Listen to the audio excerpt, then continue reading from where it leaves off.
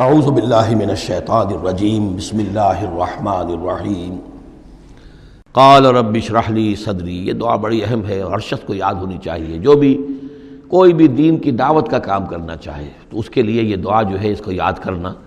حضرت موسیٰ نے دعا کی پروردگار میرے ذرا سینے کو کھول دے اس کے لیے، اس کام کے لیے، اس بڑے مشن کے لیے جو میرے حوالے کر رہا ہے۔ ویسر لی امری، اور یہ بھاری کام جو ہے اسے میرے لیے آسان کر دے۔ واحلل عقدۃ من لسانی، اور میری زبان میں لکنت ہے، اے پروردگار اس لکنت کو، اس عقدے کو کھول دے۔ یفقہوا قولی، تاکہ وہ میری بات اچھی طرح سمجھ سکیں۔ لکنت والا شخص جو ہے ظاہر بات جب گفتگو کرتا ہے تو لوگوں کو سمجھنے میں دقت ہوتی ہے۔ واجعل لی وزیرا من اہلی، ایک اور درخواست میری یہ ہے کہ میرا ایک وزیر بنا دیجئے میرے خاندان میں سے۔ وزیر وزر سے ہے بوجھ اٹھانے والا، یعنی ذمہ داریوں میں کوئی مدد کرنے والا، سہارا بننے والا۔ تو واجعل لی وزیرا من اہلی، میرے اپنے خاندان میں سے ہارون اخی، اور خود اس سجسٹ کر دیا میرے بھائی ہارون کو اس کام میں، اشدد بہ اذری، اس کے ذریعے سے میری قبر کو مضبوط کر دے، اور اشرکہ فی امری واشرکہ فی امری، اسے میرے اس کام میں شریک کر دے کہ نسبحک کثیرا، تاکہ ہم دونوں مل کر پھر تیری تسبیح کریں کثرت کے ساتھ، ونذکرک کثیرا، اور تیرا ذکر کریں کثرت کے ساتھ، انک کنت بنا بصیرا، یقیناً پروردگار تو ہمیں دیکھ رہا ہے ہمارے حالات سے، کا تو خود جو ہے وہ چشمدید گواہ ہے۔ قال قد اوتیت سؤلک یا موسیٰ، فرمایا کہ ٹھیک ہے موسیٰ، گرانٹڈ، یور ریکویسٹ گرانٹڈ، قد اوتیت سؤلک یا موسیٰ، اے موسیٰ جو تم نے سوال کیا، جو درخواست کی، وہ سب ہم نے منظور کی۔ وَلَقَدْ مَنَّا عَلَيْكَ مَرَّةً أُخْرَىٰ، اور ہم نے تو تم پر ایک مرتبہ اور بہت بڑا احسان کیا تھا۔ اِذْ أَوْحَيْنَا إِلَىٰ أُمِّكَ مَا يُوحَىٰ، جبکہ ہم نے تمہاری ماں کو وحی کی تھی جو تمہیں وحی کی جا رہی ہے۔ اب تمہیں ہم بتا رہے ہیں کہ ہم نے اس وقت کیا وحی کی تھی۔ وہ وحی کیا تھی؟ کیونکہ اس زمانے میں بھی طے تھا کہ تمام جو ہے بنی اسرائیل میں جو بیٹا بھی پیدا ہو اس کو قتل کر دیا جائے، صرف بیٹی کو زندہ رکھا جائے۔ تو بھی حضرت موسیٰ علیہ السلام کی جو والدہ ہیں ان کو اللہ تعالیٰ نے یہ حکم الہام کے ذریعے سے یا وحی کے ذریعے سے جو بھی تھا وہ بھیج دیا تھا۔ اب کہہ دیا تھا اقذفیہ فی التابوت، کہ اس کو ذرا ایک صندوق میں بند کرو، فاقذفیہ فی الیم، اور پھر اسے دریا میں ڈال دو۔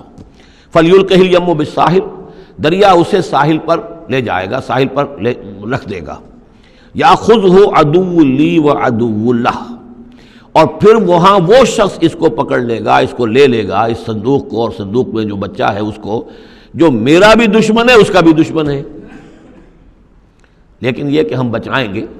اب اس سے آگے جو ہے حضرت موسیٰ کی والدہ سے کیا کہا، اس سے آگے اب خود اپنی بات شروع کر دی اللہ تعالیٰ نے۔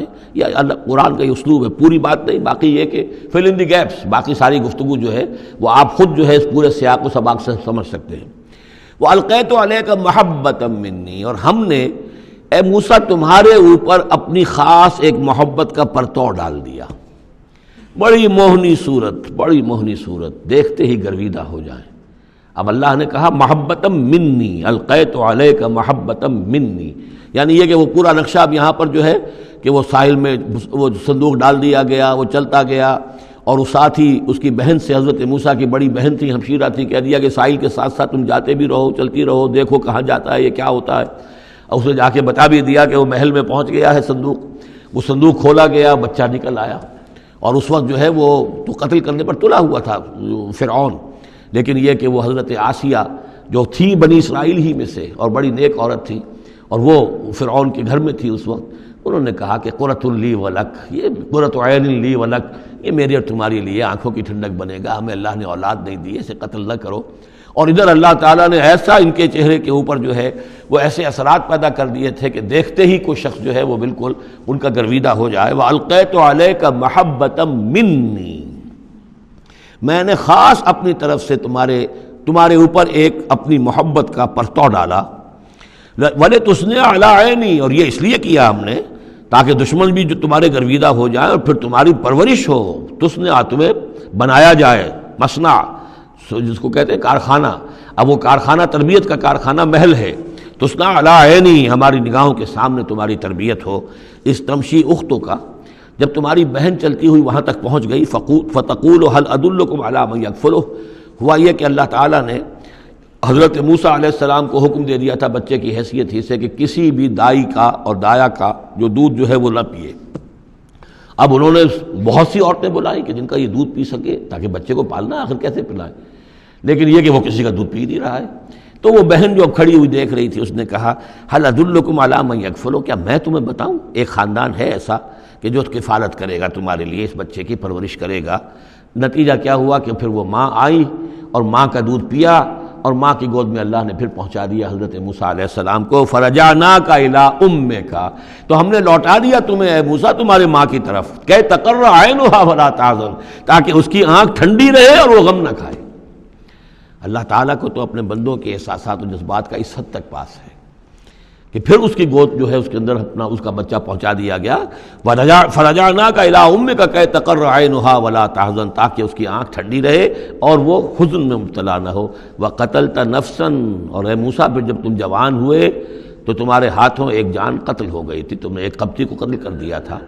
فنجیناک من الغم، تو ہم نے تمہیں اس غم سے نجات دی، وفتناک فتونا، اور پھر تمہیں بہت سے امتحانات میں سے گزارا، بہت سی آزمائشوں میں سے گزارا، بہت سی بھٹیوں میں سے گزارا۔ فلبثت سنین فی اہل مدین، یہ سورہ قصص میں آئے گی ساری تفصیل، جس کو یہاں پر 2-3 آیتوں میں بیان کیا گیا ہے، اس کی تفصیل سورہ قصص میں۔ فلبثت سنین فی اہل مدین، پھر تم اہل مدین میں رہے کئی سال۔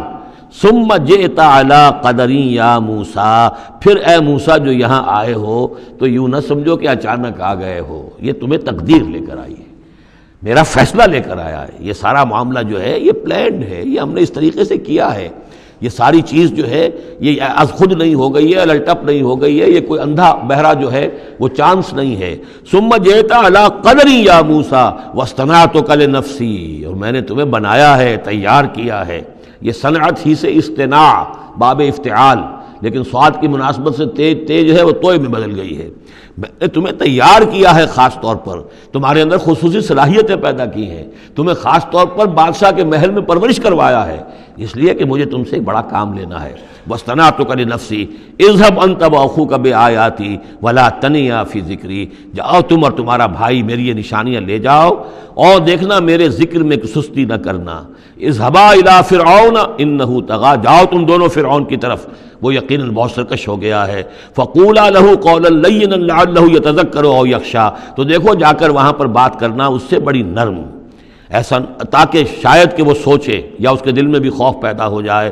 قالا ربنا اننا نخاف ان یفرط علینا، انہوں نے کہا پروردگار ہمیں تو اندیشہ یہ ہے کہ وہ اچانک ہم پر پھٹ پڑے، بھڑک اٹھے اور ہمارے اوپر بھبک پڑے، اور یطغی یا ہم پر کوئی زیادتی کرے۔ قال لا تخافا، فرمایا نہیں تم دونوں ڈرو نہیں، اننی معکما اسمع و ارا، میں تم دونوں کے ساتھ ہی ہوں، ہر بات سنوں گا بھی، سنتا بھی ہوں، دیکھوں گا اور دیکھتا ہوں۔ صدق اللہ العظیم۔